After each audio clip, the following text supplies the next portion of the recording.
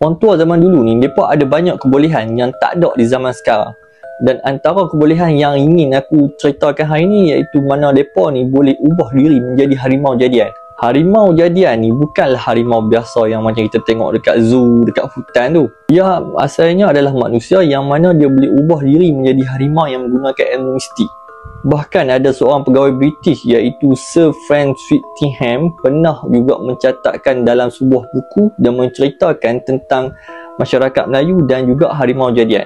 Dan ada juga yang percaya yang harimau jadian ni dia hidup dalam komuniti mereka sendiri, di mana mereka tinggal dalam kawasan terpencil di dalam hutan.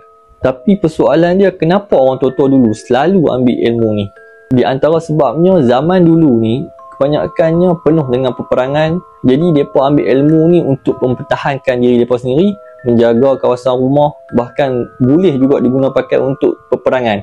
Bahkan dikatakan pendekar, pahlawan dan juga raja sekalipun ada juga ilmu ni untuk mempertahankan diri mereka sendiri.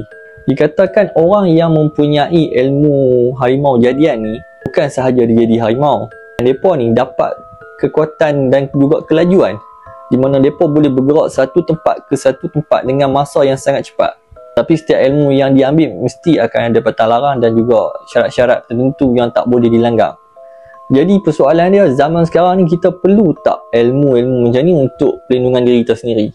Bagi aku rasanya ilmu ni dah tak diperlukan lagi. Sebab zaman sekarang kita dah ada polis, bomba, rela yang sukarelawan untuk menjaga kita. Bahkan kita ada DBKL. Jadi kita dah tak perlu makhluk gaib untuk menjaga kita ataupun keluarga kita. Dan dikatakan juga, kalaulah kita ada ilmu ni sebelum kita meninggal kita tak buang, boleh dikatakan dia akan jadi saka kepada keluarga kita dan mengganggu keluarga kita satu hari nanti.